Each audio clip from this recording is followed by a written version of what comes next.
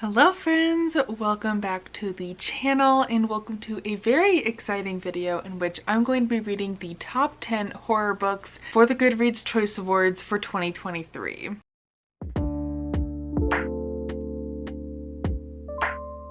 This video is already off to kind of a rocky start. This is my second time filming this intro clip because I don't know where the footage went for it. So we're refilming it and I'm really sad because I'm already pretty deep into this project and I just started importing the footage, and I'm really grateful I did because this clip is nowhere to be found. And I checked all my SD cards, I can't find it, so I must have just deleted it on accident, or maybe I never filmed it. I really don't know what happened, which I guess just adds to the spooky nature. You know, I am reading horror books and you know, that's just spooky. So this video is basically going to be used to determine the best books in this category, if these books should be in the horror category, and if these books were nominated due to popularity. And I'm also going to rate each book on a horror scale. We all know that GoodReads has its issues. Like, I definitely feel like GoodReads is not the best representation of what books are the best of the year, but I'm kind of doing a little experiment and we're gonna actually see if these books are any good. First of all, let's go over the top 10 books that were nominated in the horror category. First off is A House with Good Bones by T. Kingfisher, How to Sell a Haunted House by Grady Hendrix, Our Share of Night by Mariana Enriquez, Holly by Stephen King, The September House by Carissa Orlando, Rouge by Mona Awad, Vampires of El Norte by Isabel Cañas, My Darling Girl by Jennifer McMahon, Silver Nitrate by Sylvia Moreno Garcia, and Lone Women by Victor Laval. So at this point in this project, I have read 4 of them, and at the beginning of this video when I had originally filmed this clip, I had only read 2. So we do have several books to talk about. So I'm really disappointed that I have to refilm these clips because, it was such a good intro when I had filmed it and I can't find it. So we'll just start over. So I'll discuss my thoughts on those 4 books that I've already read. I think actually most of my thoughts for the latest 2 books should be in this vlog, but I will talk about the 2 books that I read before starting this video project right now. So before we get into that, let's talk about my horror rating scale. So I'm going to use these beautiful little pumpkins that you'll see on the screen, and based on the number, 5 is going to be the highest. So like that's the book that is the most horrific, that I think is the spookiest, scariest, and then like descending from there is like less and less spooky. So that's kind of the horror scale, and then at the end of the video we will go over and kind of tier rank all of them based on their horror factor, and we'll see which one is truly the most horrific and talk about this video and maybe some books that I would like to see have been nominated and if these books deserve to be on here and all that. So first of all, let's talk about A House with Good Bones and How to Sell a Haunted House.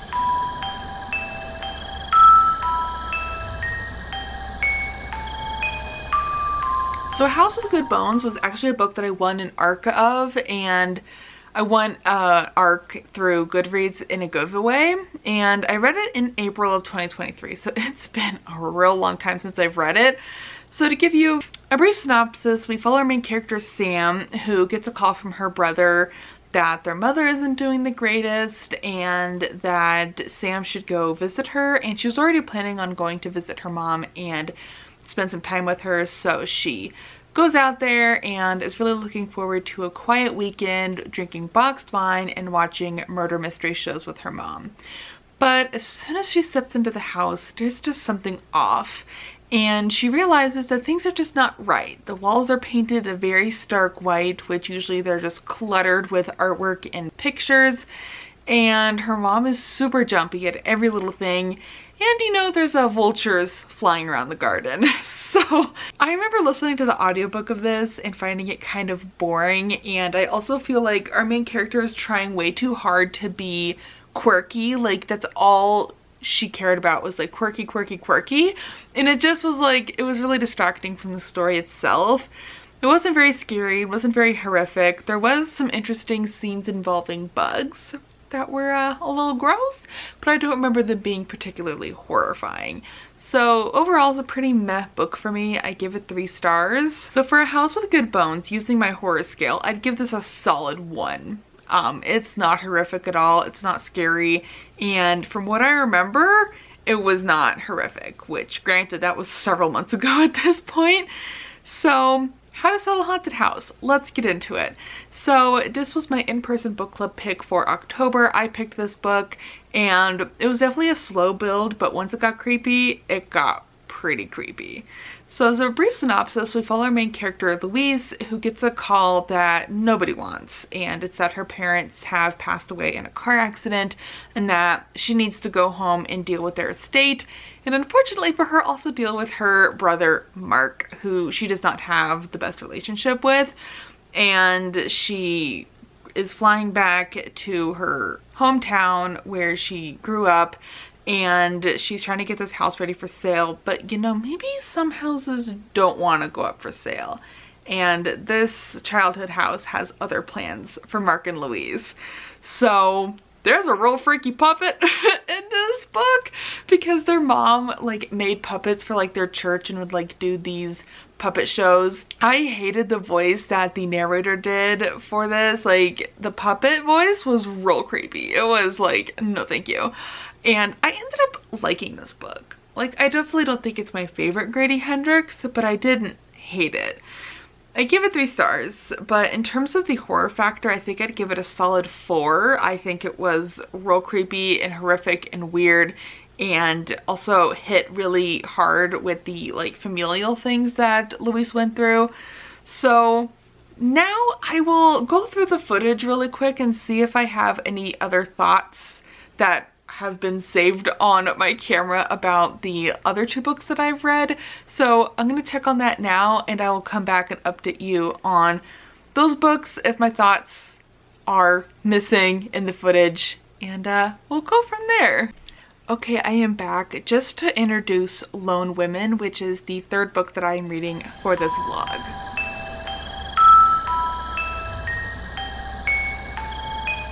So Lone Woman is a book in which we follow our main character Adelaide, who we are following in the first chapter as she is fleeing her family's farm and her parents have died, and she's on the road, she's traveling, she's going to another state. This is set in like the 1800s-ish, I believe, and it's set in the United States, and she's traveling to, I believe, like a Montana kind of state where it's like flat, rural land. And in this book, if you go live on the land for 3 years and can tame it, can grow crops, can live on there, that could be your land and it's yours to keep. So that's where she's headed, and she has like all this really heavy baggage, like emotional baggage that she's bringing with her, because as she's traveling, all the carriages that she's taking keep breaking down and things keep happening to her, and it's not like a physical weight that she's carrying with her. It's definitely like emotional and mental baggage that's really heavy for her. So I feel like that's the only thoughts that were really missing from the vlog, because the footage that I recovered seems to have covered most of it. The clip that you'll see next starts at like the 70% point when I'm like 70% through the book. But I feel like I didn't have too many thoughts on this book. I didn't truly enjoy it too much. Like, I think it was fine, but I'll let past me take it away. I can't believe this footage is lost. This vlog is definitely haunted a little bit, which a little creepy, a little scary. So I hope y'all enjoy the rest of the vlog, and hopefully things should go a lot smoother. I'm definitely going to be checking to make sure my footage actually works and goes through, and we'll be keeping a better eye on that, because that's never happened to me before. So without further ado, let's get back to the video. Hello friends, apologies if the lighting looks a little weird, but I just set up these new shelves that I'm obsessed with. I have 3, so I put all my romance books on one, and then these 2 behind me are going to be my horror and thriller shelves. I'm so excited.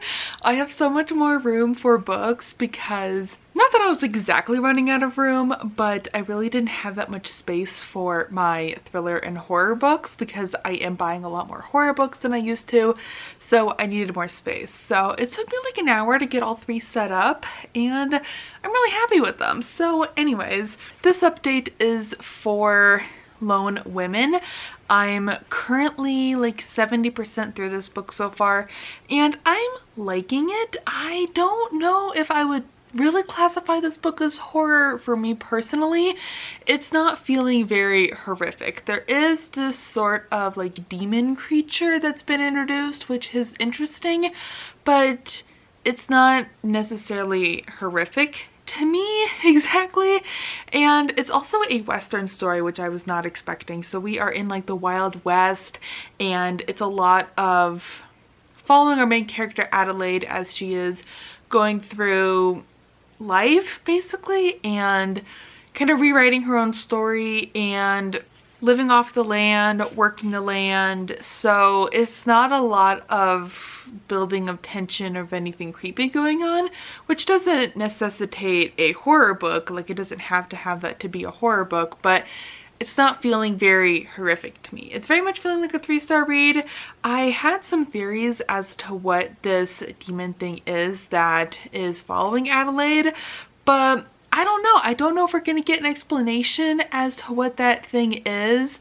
I don't know if it's just supposed to be a demon creature or if it's actually supposed to represent something. So I have some theories which could be potentially spoilery, so I won't mention them unless they are false, and then I'll tell you about them later. But yeah, I don't know. I'm just not loving this one a whole lot. But it is a good book, but it's a Western, which is really not my vibe, but it is going okay.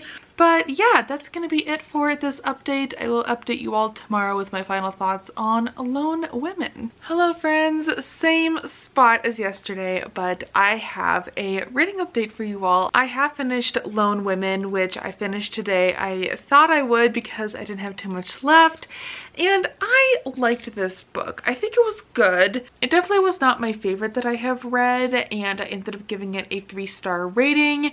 And in terms of the horror scale, I kind of want to give this book a 1 or a 2 in terms of horror. I really don't think it was that horrific for me. I feel like it was more of a story in family trauma and familial relationships and exploring that through our main character Adelaide. It did not feel very horrific to me. I wouldn't even say it's a thriller. Like, it just felt kind of like a slice of life story, honestly.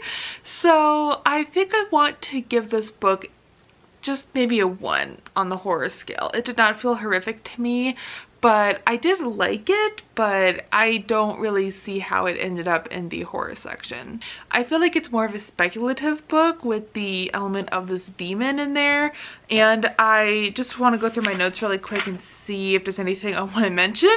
So I will tell you some of my theories that I had about this thing that our main character Adelaide was carrying with her. So I had written that I thought she was physically carrying emotional and mental baggage because it was so heavy. Like, that's what I had thought it would be, and I feel like that would have been more interesting, but what it actually turned out to be was not what I was expecting and was kind of a letdown. I just feel like it wasn't very climactic.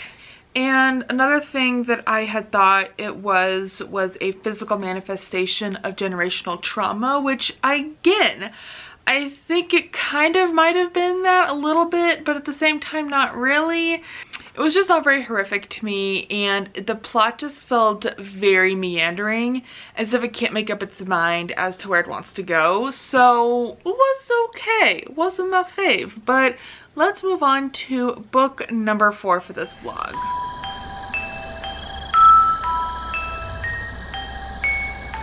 Surprise, surprise! I know, I thought I was going to start Silver Nitrate last night, and I did not. So this morning I actually ended up starting Holly, and funnily enough, my Holly is coming towards me. Hello! So this is a Stephen King book, and I did not realize that this is book 3 in a series. Like, why are we nominating series? Like, come on, people. Like, I understand nominating like the first book in a series, but like, this is the 3rd book. Like, what the heck? But looking at the series, it doesn't actually look like it's really a series, because the first book is The Outsiders, which I believe is a short story collection, and then If It Bleeds, I know for sure it's a short story collection, and then this book, Holly, is number 3 apparently, which is just kind of weird. But this follows Holly, who is actually from the Mr. Mercedes series, which I have read. I read it years and years and years ago, and I actually read them on an airplane going on a family vacation, and I was obsessed. Like, I had packed books 1 and 2 with me, and as any book lover, I always pack at least 10 books on every vacation, even if I'm probably not even gonna read one. But I ended up reading both of them on the flight down to wherever we were going. I don't even remember. And I loved them. Like, they were so good. And I just remember being absolutely obsessed with them. So I was really surprised that this is the same character from that series, which I loved Holly in that series. So I'm really excited to be following her in this. And there has been some mentions of events that have happened in the Mr. Mercedes series. So if you don't want to be spoiled for that, I would not read this book because it definitely talks about things that have happened in that series. So just to put that out there, but if you don't care about spoilers for another series, go for it. I'm loving this. Like, I haven't read a Stephen King book in years. I'm really liking this one. So we're following our main character, Holly, and her mother has just passed away, and she is kind of struggling with her grief over that. Her and her mother did not have the greatest relationship, so she feels like she's kind of relieved, but at the same time she's also grieving her mother. And she is still working for this company, that her own company, Finders Keepers, that does private investigations of cases. So she gets a call from this mother who is looking for her missing daughter. Her daughter is 24 and has just gone missing a couple weeks ago, and her mother's pretty hysterical, which is understandable, but I don't know, it just seems a little suspicious, you know? But anyways, so Holly's investigating this, but we also, in the first chapter of the book, get introduced to this character who is out for a run, and this elderly couple is struggling to get their motorized wheelchair into their accessible van. And the guy's like, hey, can I help you guys? Like, oh, that'd be great. So the husband, I believe, is in the wheelchair, and so he helps push the wheelchair up the ramp because their battery is dead, and gets them in there, and he feels like this sting on the back of his neck. He's like, oh wow, this like bee just stung me, and then he blacks out.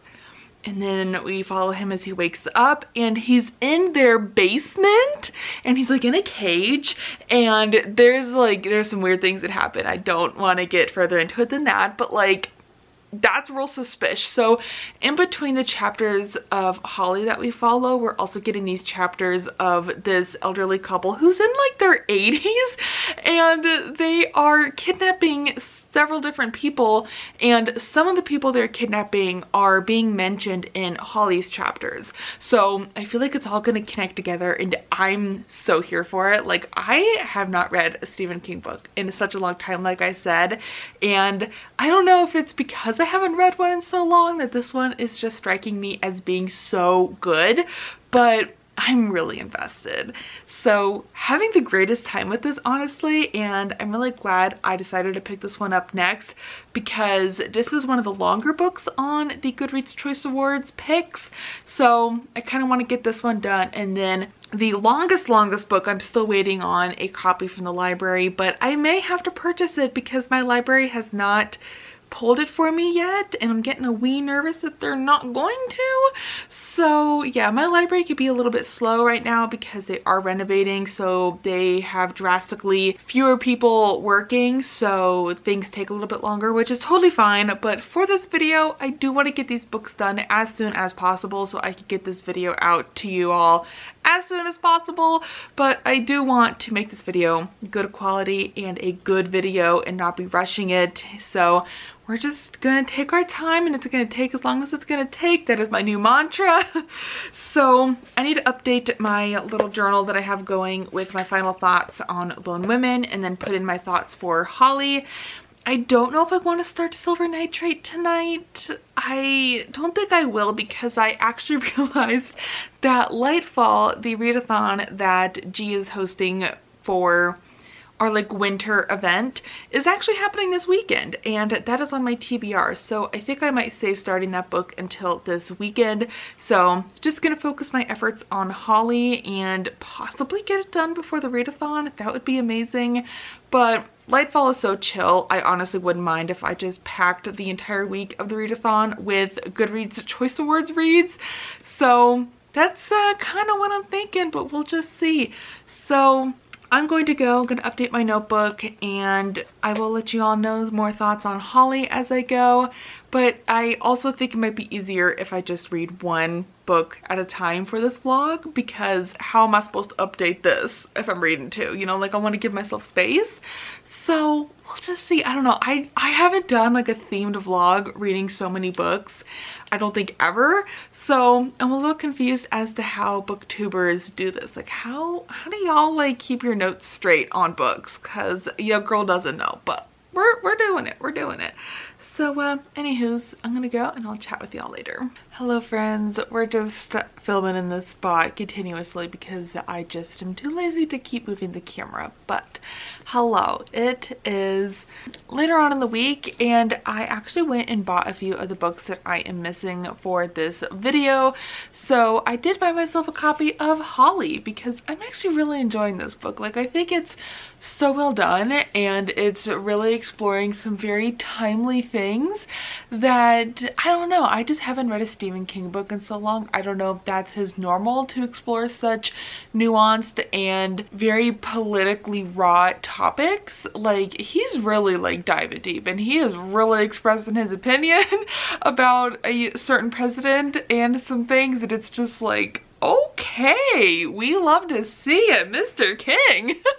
I think it's interesting. Like it's a little jarring because it is so fraught with real life things that it's almost pulling me out of the story, because I'm like, this is like all real. Like these are real events, but these characters are fictional. So it's a weird amalgamation of fictional and real events. So that's kind of thrown me for a loop, but it's not a bad thing. And I'm really enjoying her character Holly. I've forgotten how much I've loved her as a character, so it's been really fun to kind of follow more of her perspective, because now I remember more of how she tied into the Mr. Mercedes series. So yeah, I'm liking this a fair bit. I think it's probably going to be a 4-star is what I'm thinking. So I truly think I could finish this book this week, because I've been reading like 25% of it a day because I'm just like so hooked. So I'm at the 50% mark in this book, so I should be able to finish it by the end of the week, which would be amazing. So we'll wrap up this book once I finish it, but I just wanted to give you all some updates on that. And then the other two books that I was able to find at Barnes today, because my mom and I did go, she was looking, sorry, there's something in my eye. She was looking for a gift for someone, and I was like, well, we're here. I'm gonna go look for some books.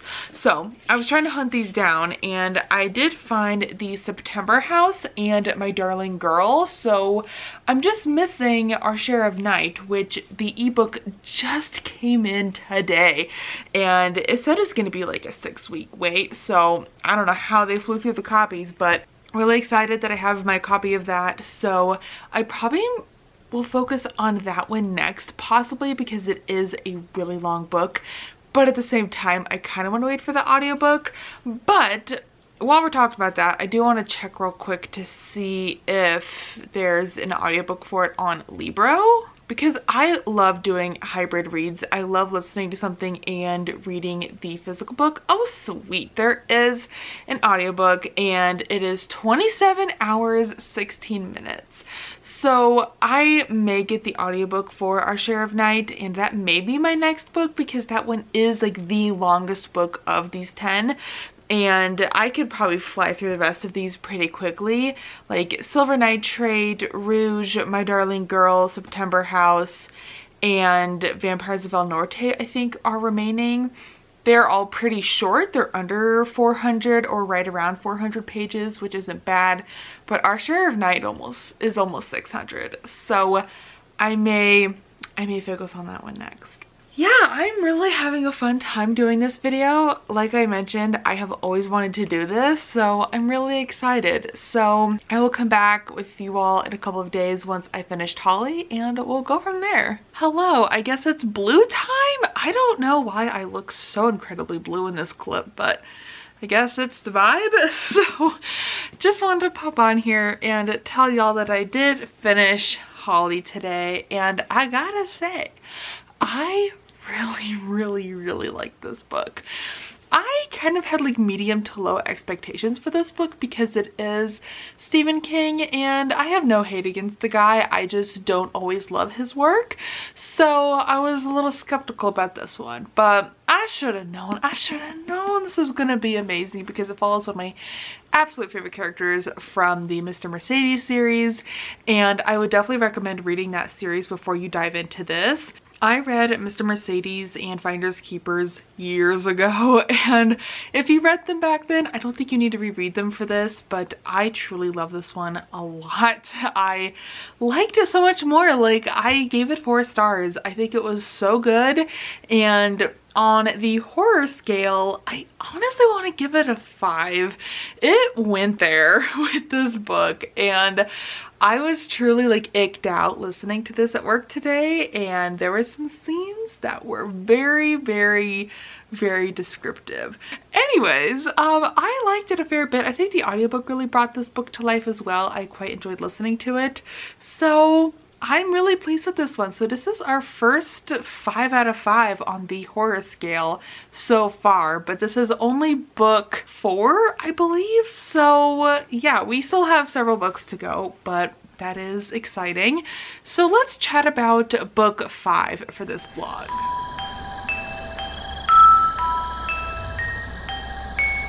Book 5, as you would have seen, is going to be Our Share of Night, which I did finally get my copy from the library, an ebook copy. So I am reading it via ebook, and then I also splurged and got the audiobook from Libro FM. I did have a credit, so I'm like, you know what? I'm just gonna get it. And I'm liking it so far. I did start this last night, and I'm gonna really challenge myself to read about 10% of this book a day, if not more, so I could try to get it done quickly. Not that I want to get it over with, but I just am feeling like this one's the longest, and if I can get through this one, then the rest of the books are going to be a breeze. But I'm really like not trying to rush through this video because I want this video to be good, and I want to provide you all with good thoughts on these books. So I'm not planning on having this video come out till at least the end of January, if not a little bit into February. So apologies if that's kind of late, but it is what it is. But about this book. So in the first like chapter or so of this book, there's really no chapters. It's really kind of a flowing story without any like chapter breaks hardly. And it's an interesting way of telling the story, but it's working. So we're following the main character. Oh my gosh, what is his name? I think it's Juan? Let me check. I seriously cannot remember, which is such a shame because I did start this, and why can I not remember people's names? Like, it's just a chronic thing. I just can never remember character names. Gaspar, that is our main character's name, and his son Juan. And we're following Gaspar, and the very first scene is him telling his son, okay, you need to pack, we need to go. And it already just throws us right into the narrative, which I really like. And we are following these two as they are packing up, and they're going on this road trip of some sort, and we don't really know why. And things are slowly starting to make sense as I'm going along. So I'm about 8% into the book.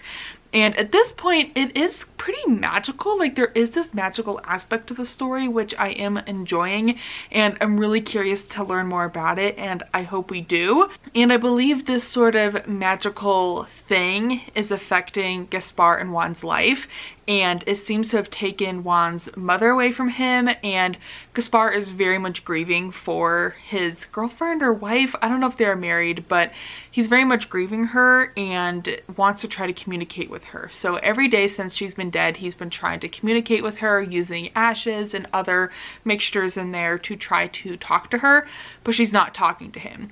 And he's thinking that it's some sort of magical thing that's holding her back because he can see all these other things and other people and he can see them and interact with them, but he can't interact with her. So I believe he's trying to figure out what's going on with that. So it feels like I don't know where we're going. Like, I feel like with Holly, it was a very clear-cut story that I could tell just from the beginning of the story where we were going to end up. Obviously the details were fuzzy and I didn't know exactly how things were going to happen, but it was pretty clear how it was going to end at least. So I'm curious where this one's going to go, because I don't feel like it's following any traditional story that I've read in the past, which is amazing. I love when books can break the mold and do something different. And it says on the cover that it is a translated book, which I definitely want to read more translated books. I've read a few, like Vita Nostra's translated, and this one is as well. And I think the translation is actually going really, really well. I think it's a really well done translation. Obviously, I think reading it in its original language would be even better, but so far I think the translation is holding up really well and things are flowing nicely, because there has been a few books that I have read that are translated that are really choppy and just don't read quite the same, because it doesn't feel like the same story, I feel like, if it was told in its, like, you know, natural language. But anyways, speaking of Holly, here's my Holly. Look at her being all cute. You are adorable. Why do you look so angry? Yeah, that's kind of where I'm at with that book. Hello? Okay. So I'm gonna keep reading Our Share of Night. I may or may not pick up Silver Nitrate this weekend. We'll see. This weekend is the start of a readathon, so I will be doing a separate vlog about that, and I'm mainly gonna be reading Christmas books this weekend, so I kind of want to blast through a couple books for that.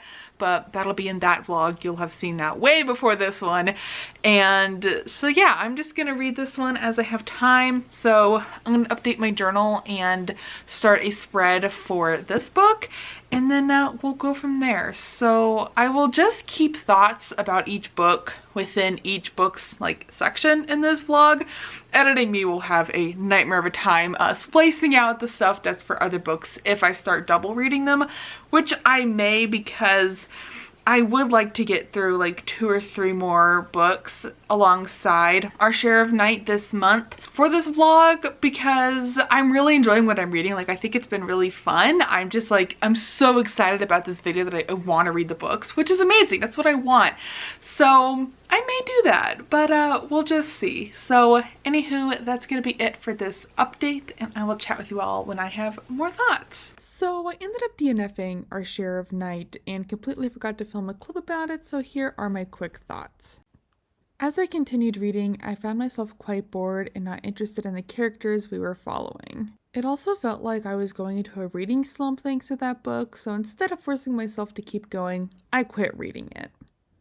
So then I started Silver Nitrate, book 6, for this vlog. Hello. So I have started book 6 for this vlog.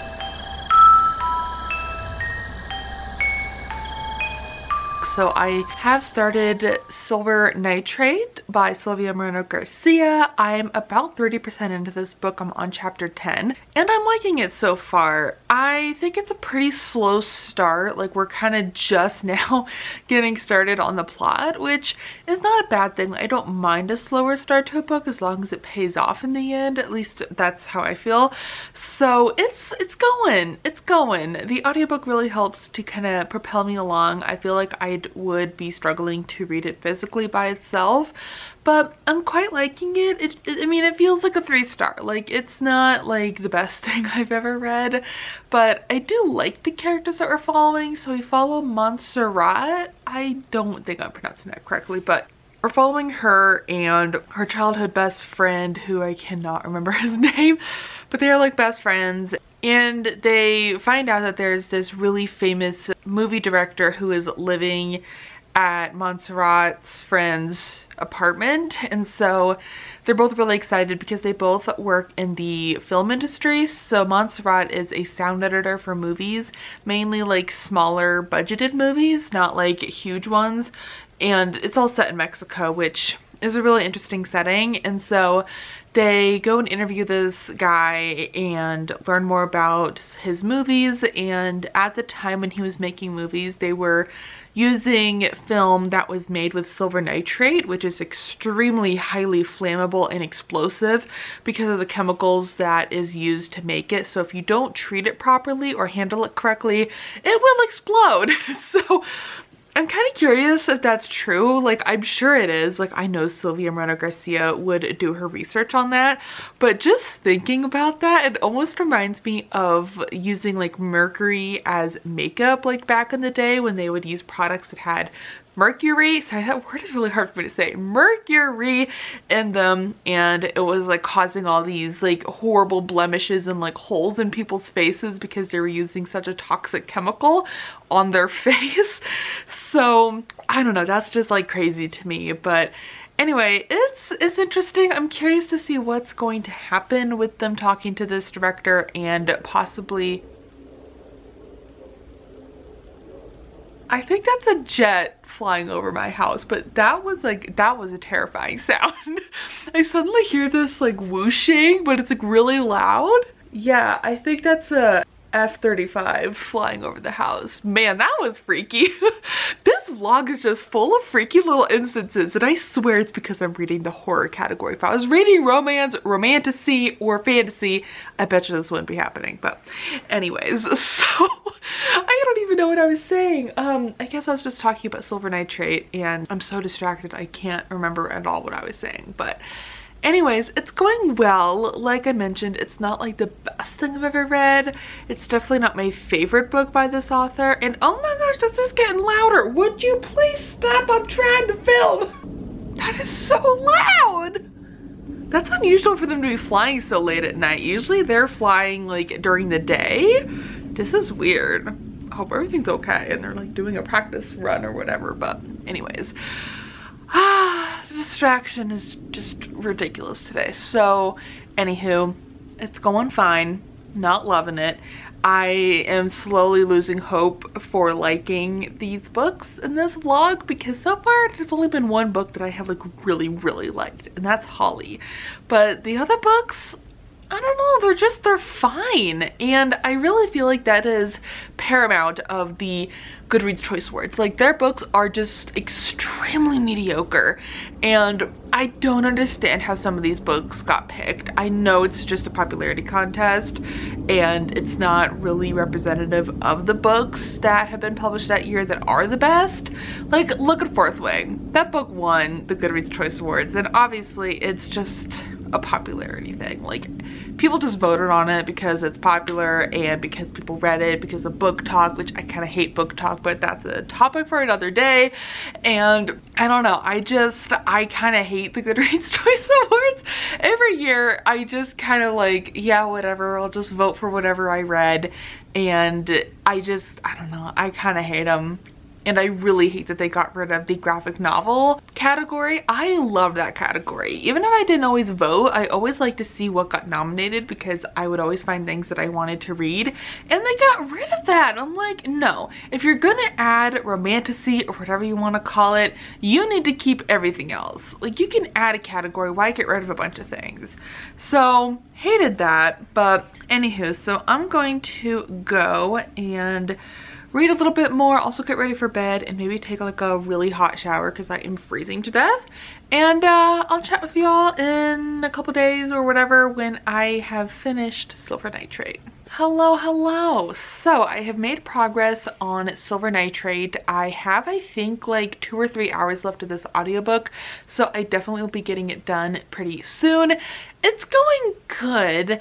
I'm just not loving it. It's not feeling very horrific. It's a very slow build-up, and I'm finding that a lot of the books that I have been reading for this vlog, they are so short. At least some of them are so short, and yet they are so slowly paced, and I just don't understand why. Like, I feel like a short book should be quicker and snappier, and these books feel like 600-page books. Like, seriously, they are so slow paced, which there's nothing wrong with that, but I just find myself kind of bored and just a little like, where are we going? like, why is this being drug out so much? And we're following these characters through the most mundane of days. And I'm like, can we do something else? Like, can we follow them doing something more interesting? So not really a fan. These books have not been too great, and I don't know if the rest of them are going to be that great either, but we have 4 more books to read, so I don't know. But I did just say in the other vlog that I am filming at the same time as this one that I think I might be able to get this video done sooner than I thought, because the books that are remaining are fairly short, and I do have a 10-day break coming up where I have 10 full days off work and not too much going on. So I'm hoping I can maybe just blast through them. And I'm also actually listening to the audiobook of the books without following along physically, because I was thinking that I had to do that to like give you all good thoughts on the books, but it's like I can retain enough of an audiobook to tell you guys about it. So I'm just gonna listen to the books if that's easier for me. Like, if I don't want to physically follow along, I could just listen to the audio. So I think I have audiobooks on hold on Libby for all the books, and some of them still say like 3 or 4 weeks until I get them, but others are either on Everend or whatever it's called now. It used to be Scribd, but they changed it to Everend. I don't know how you're supposed to say that, but anywho's, we're just going with the flow with this vlog, so whatever happens happens. And I think it's been interesting, but I definitely think it's showing that the Goodreads Choice Awards is, which I knew this going into this, but like, I knew these books were not maybe gonna be the best, because this, I don't know, the criteria to be on the Goodreads Choice Awards just doesn't seem like it's gonna yield the best of the best, because I have like a whole list of horror books that I've read this year that I would love to have seen on this list, and they're not on here, and I think they deserve to be there. But we're gonna talk about that at the end of the vlog to kind of wrap up my final thoughts, rank all these books, and talk about the books that I wish were on the Goodreads Choice Awards. But anywho, talk to y'all later. Hello, the new hair has been instated. I absolutely love it, and that's all we're gonna say about that, because I already talked and gushed enough about it in the other vlog that I'm kind of filming alongside this one. But anywho, let's talk about Silver Nitrate. So I did finish Silver Nitrate today. I wasn't planning on finishing it, but I ended up only having like an hour left of the audiobook. So I blasted through it, and I ended up really liking this story. This actually ended up being more of a fantastical story than I was expecting. It had a lot of magical elements involved with it, and magic, and using magic, which is really interesting, and I quite liked that, but it also did not feel very much like a horror to me. It definitely was spookier than Our Share of Night and A House with Good Bones. I definitely feel like it is more horrific than those books, so that's a good thing. I did really enjoy that, and I ended up giving this book a 3-star rating, but for the horror scale, I think I would also give it a 3, maybe 3.5, almost 4. It did get kind of spooky, but it wasn't like absolutely terrifying. Like, I was scared to death. It was like, oh yeah, that's a little spooky, but okay. So I liked it, but it was not my favorite, which I'm finding is kind of the mantra of this video, unfortunately. But let's move on to book 7.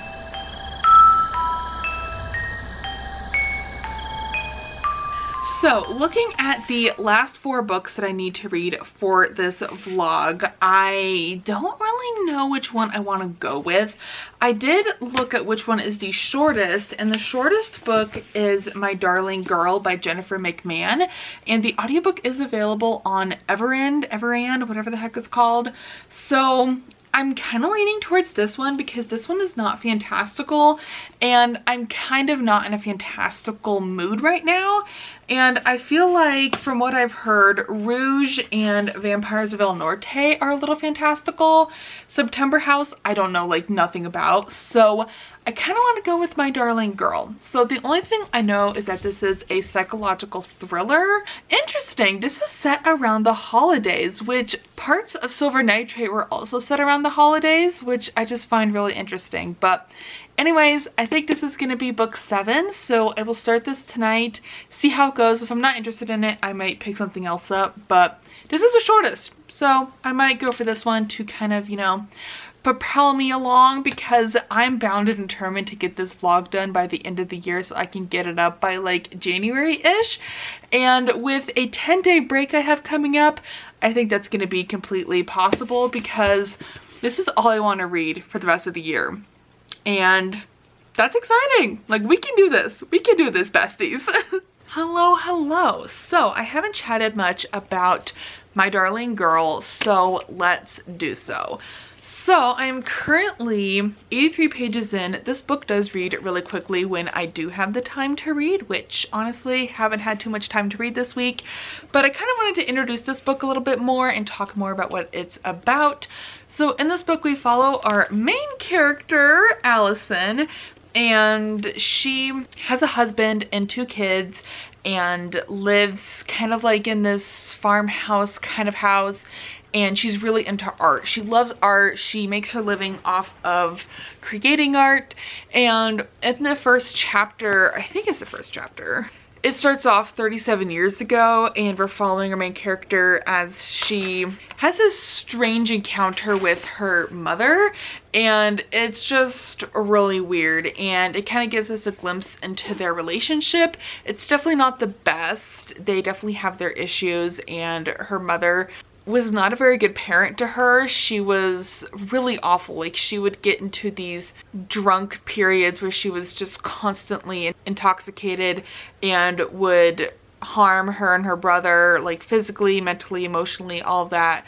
So definitely content warnings for that. So she definitely did not have a great childhood and really did not like her mother, and so she is striving as a parent to be better than her mother, and says that if she ever drinks or ever gets to the point where she's drunk like her mother was in her childhood, then she doesn't want to be like around her kids. Like, she's gonna like lock herself away until she's like sober or whatever. So we're following her, and then we're following her 37 years after that scene. Now she's married and all that, and her mother has cancer and is not doing very well and is probably not going to live for more than a few weeks. So she's going to come stay with Allison and her family and kind of just live out her days. And so Allison's kids have never met their grandmother because Allison just never wanted her around the kids. And since they didn't have a great relationship, she didn't think that she would want to be with her grandkids, because also it seems like Allison's mother never wanted to be a mother. Like, it just kind of happened, and so she didn't really know how to be a mother, so she was just terrible to them.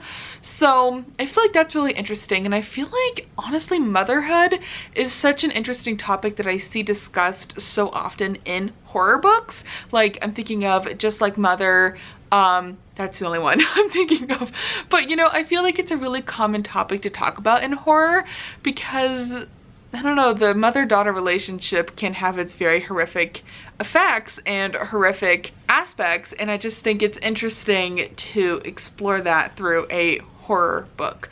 So I'm just at the part where the mother has come to live with our main character and her family, and it's already a little strange. Like, her mother's acting so different than the person that we kind of were perceiving in the first like part of the book. So I'm curious how that's gonna go down, and I am liking the audiobook quite a bit. And I think this says it's a psychological thriller, or I saw that somewhere, maybe on GoodReads. So curious how that's gonna come into play.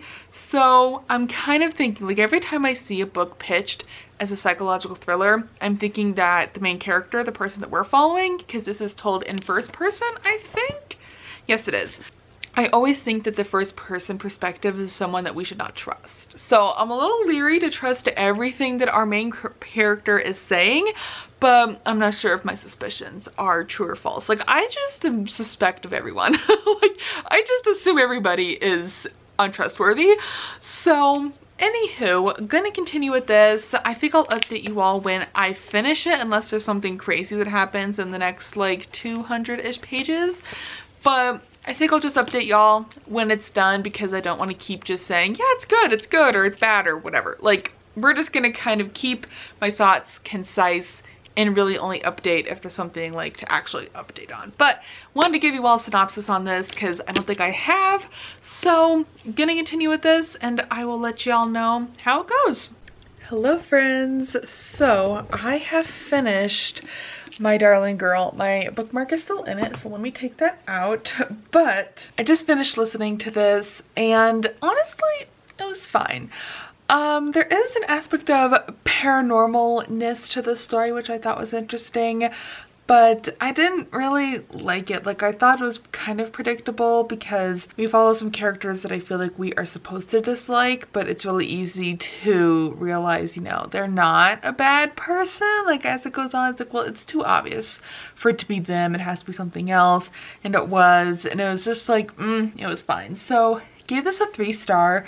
For the horror, I'd give it a 1. It was not horrific. There was nothing scary in this book that had me like, oh my gosh, that's so scary. It was just like, I don't see how it's classified as horror because it's not horrific. Like, it's not scary. Like, I don't know. Maybe my definition of horror is incorrect, but to me, I feel like a horror book is something that is scary or talks about some sort of social issue that is like terrifying. Like, I don't know.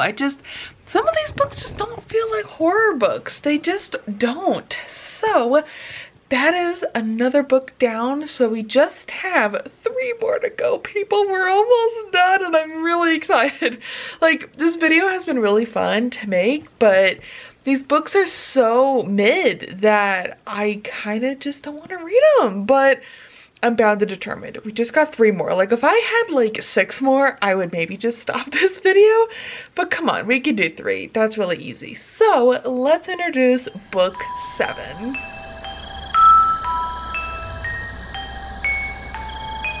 Book 7 for the vlog is going to be Rouge by Mona Awad.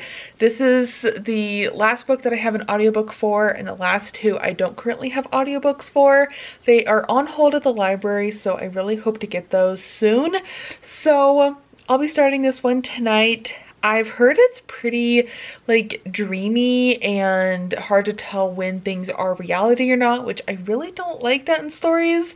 Like, it's one thing if I'm reading fantasy, but I really don't like a dreamy kind of atmosphere. It just feels like stream of conscious, which I really don't like.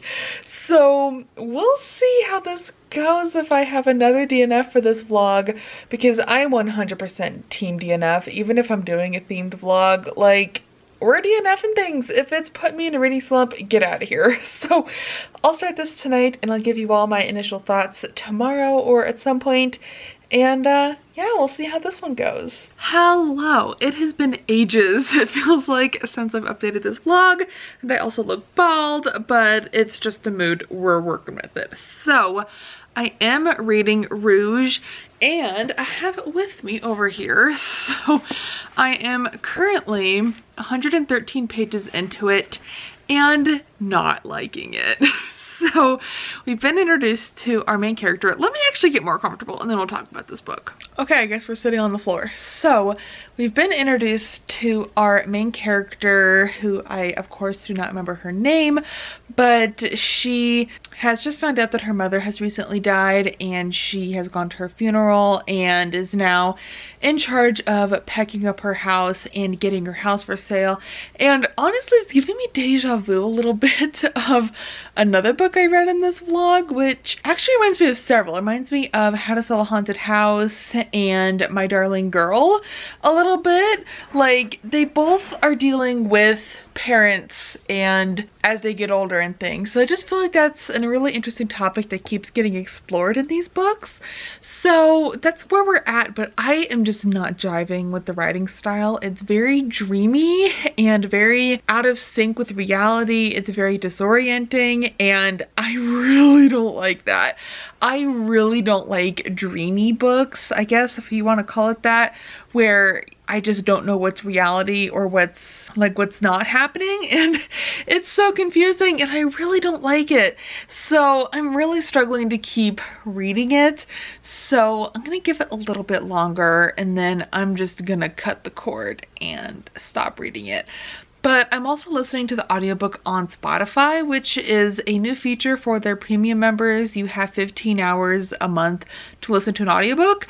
So I've already wasted 2 hours of my 15 on this book. And then the other 2 books that are left for this vlog, I think are both around 13 hours long. So I kind of feel like I should stop reading Rouge now so I could dedicate my time to one of those books. But I don't know. I really want to DNF Rouge. I really do. You know what? I'm calling it. We're gonna DNF it. No. Life's too short for bad books. And I have been kind of slumpy this week, and I'm like, well, I'm liking my books enough. I actually hate reading a book for my book club right now, but like this was going fine, but I'm really not enjoying it. So I'll start one of the 2 books that are remaining for this vlog tonight probably, and see what that does for me, if I can continue with one of those. I don't know, I'm just feeling a little slumpy right now, and honestly not really feeling like I want to read these books. But I'm gonna push through because we're so close to the end of this vlog. But if I end up DNFing the last 3 books, then you know what, it happens. But I'm gonna give them a fair chance. And I think 100 pages, like almost a quarter of the way through this book, is enough of a justification to DNF. So I will start book number 9 for this vlog, let you all know what that is, and we will get moving with this vlog.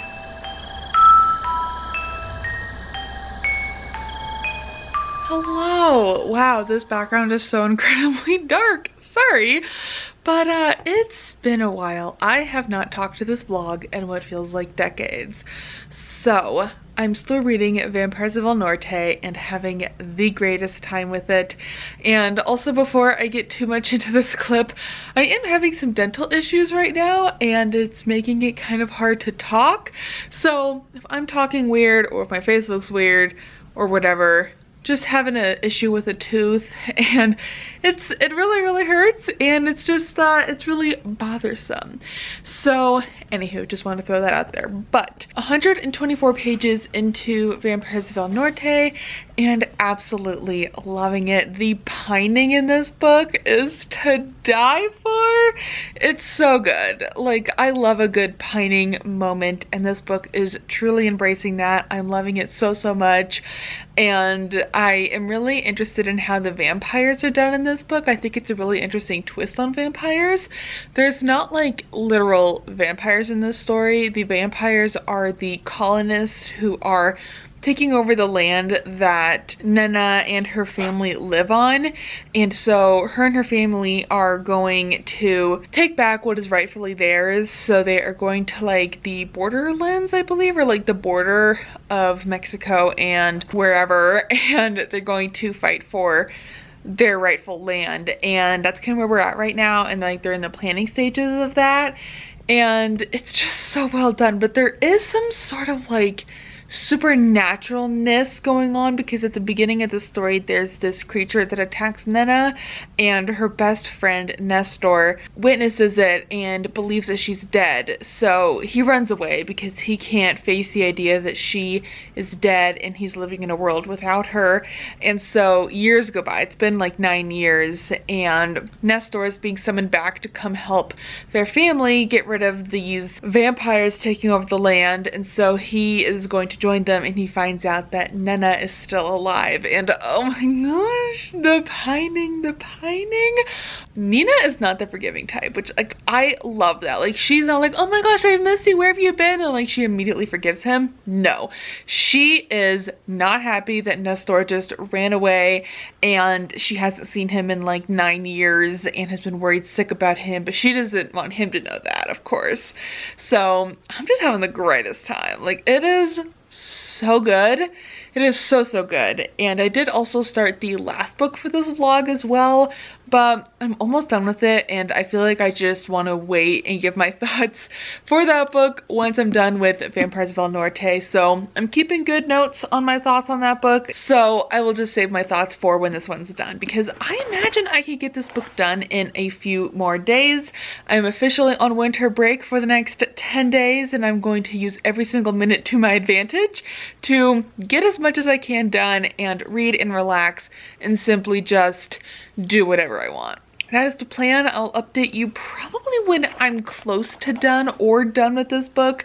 I don't want to just keep, you know, updating this vlog like, oh, I'm reading it. Like, I really want it to be thoughts about the book and not treat it like a weekly vlog, you know? So I'll probably update you if there's any other big things or once I'm finished, but it's going super good and I'm loving it. Hello friends. So I have finally finished Vampires of El Norte. I feel like I've been reading this book for decades, but I loved it. Like, I loved it so much. Chapter 15 of this book is like one of the best written action chapters I have ever read. Like, seriously, I could see that entire chapter play out like a movie in my head, which doesn't happen very often. Like, I usually can visualize books when I'm reading them, but this book was just like an entire movie playing in my head. I could hear it, I could see it, I could practically smell it. Like, this book was so incredibly immersive and it makes me so excited to keep reading more of this author's books. Like, she is such a talented writer,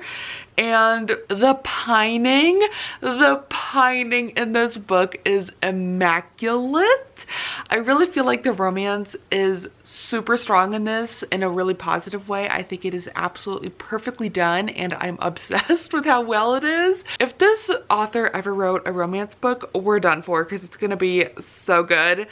And the horror was actually pretty good. Like, I think it's more not scary horror, but like realistic horror. I mean, there is like this monster vampire creature, but there's also another type of vampire in the story. So it's really interesting. And I think the author did an amazing job crafting this story and creating both like actual monsters and people as monsters.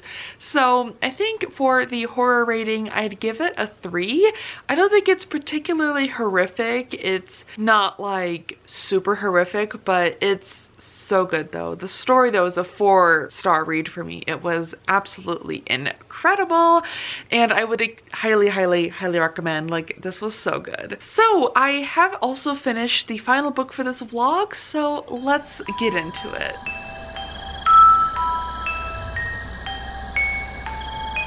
The September House. Wow, this was disgusting. So I read this book pretty quickly because I honestly just wanted to get it over with, and I also listened to the audiobook extremely quickly because I could listen to it at like 2.20 speed because I just wanted to get it over with. So in this book we follow our main character who is married to her husband, and they just bought this house and it's this beautiful mansion. It has everything that they could ever want, and they buy it and it's going great. They love the house. But for the past couple of Septembers that they've been living in this house, really weird things start happening. Blood is dripping from the walls, there's ghosts screaming everywhere, and you never go down in the basement. The husband disappears mysteriously, and so the wife doesn't know where he went or what happened, and so, or so she claims, and so their daughter is coming to visit because she's kind of worried about her dad being missing, as she should be. So she goes to the house and is trying to figure out what happened to him, and things escalate from there. So I found the characters in this book, particularly the daughter of the story, so incredibly insufferable. Like, her only trait was that she cursed every other word. Like, that's seriously the only thing that stood out for me in her character, was that she just liked to curse a lot, which is like, okay. And then our other main character, the main person that we're following, she's just really annoying. And from the get-go, I kind of was starting to guess at the big reveal that was going to happen, and I was unfortunately correct. So I also thought it was really stupid. Like, there's these horrible things happening in their house, like really disgusting. Like I was like nauseated a little bit reading this book, which is not a pleasant feeling. So I just thought it was absolutely ridiculous that our main character would not leave this house when it was so clearly haunted. And she was like, oh yeah, I just gotta go scrub blood from the walls. It's like, excuse me, what? Like she was so unfazed by it. And I don't know, it just seemed really ridiculous. Like I don't think anybody would be completely unfazed by that. Like I feel like you would be kind of creeped out. I mean, right? I don't know, at least I would be. And then towards the end, when things are starting to be revealed, and there was this one chapter that was so stupidly long, basically just explaining everything, which I really hated that. Like I wish it was a slow reveal instead of like the one chapter being, here's everything you needed to know. It's like, really? So I didn't really like how that portrayed the main characters being crazy and like making all this stuff up, and it was just super annoying. And this book was extremely gory. Like, oh my gosh, the gore and body horror, I find that interesting sometimes. Like body horror can be done interestingly. I'm thinking mainly of Wilder Girls, but this was just over the top disgusting, and it felt like it was just being disgusting for the sake of being disgusting. It was lots of body horror. It was definitely the most disgusting of all the books that I have read for this project. And the pure, like, disgusting imagery that this author chose to put in this book was just completely unnecessary, I think. I think the story that she was telling, which is definitely a different kind of haunted house story, like it definitely put the house as a character in the book, and the house was doing things to these characters, but she could have left out like half of that goriness. Like it was just disgusting for the sake of being disgusting, and it was so unnecessary and over the top. So for this book, I gave it a 2-star. It's more of a 1-star, honestly. I quite hated it. And for horror, I guess I'd give it a 4, just for how disgusting it was. It's not that I liked the horror that it was doing. I honestly quite hated this book on pretty much every aspect, but I just think the horror is there, and like I think it needed content warnings. I would have liked to have known what was going to be going on in this book. I don't know, I just didn't like this book at all. I hated it. So that is it. We made it to the end of this project. I can't believe it. I feel like this project was never going to end, it feels like, but we did it. So I'll come back to you all in a little bit, and we will do my final thoughts and talk about the books that I wish were on this list, and finish off with ranking all the books based on their horror scale. And I might adjust a few books here and there, but we'll just see. So I will come back later and we will do that together.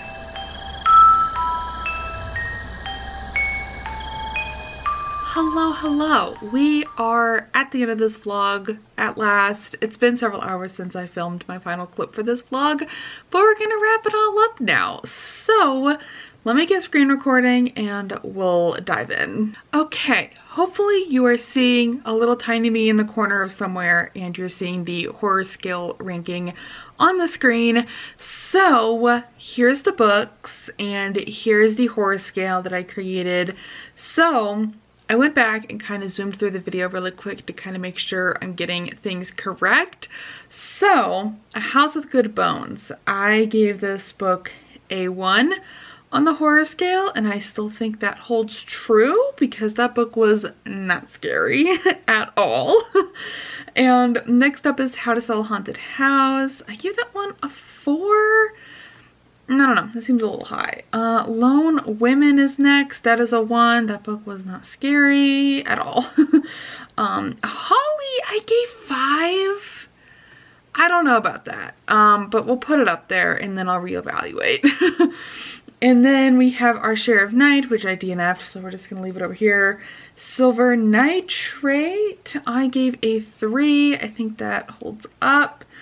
My Darling Girl, I don't have the finished clips all from my camera in my editing software, so I can't remember, but I'm pretty sure I gave this book like a 2 or a 1, so we'll just throw it at 2. And Vampires of El Norte, I gave a 3. And I DNF'd Rouge as well, so we just have the September House, which I gave 4. So we got 2 DNFs, which, you know, for 10 books is not the best, but it's like not the worst either. So looking at this, I feel like I want to rearrange a tiny bit. I think I want to put the September House up here because I think it's really horrific, and I want to pull Holly down here because I don't think Holly is as horrific as the September House. I think the September House was disgusting. Like, of all of these books, it's definitely the most horrific, and the one it was just disgusting to be disgusting, and I hated that, but it really is the most horrific, I think, of all of these. But the rest of these I feel like are pretty solid. Like, I feel like this is my rating. I feel pretty confident in that. I also want to talk about some books that I wish were nominated in the GoodReads Choice Awards because I feel like there were some really good horror books that came out this year that for one reason or another did not fit the criteria for GoodReads to be on the Choice Awards.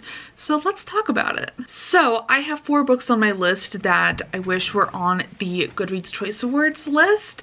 So the first one, of course, is no shock to anyone because I love this book, is Knock Knock Open Wide by Neil Sharpson. I got an ARC of this book in 2023 and read it so quickly. It was so creepy and I loved it. Like, it was like my perfect horror book, which is just insane to say, but I absolutely loved it and I think it was so well done.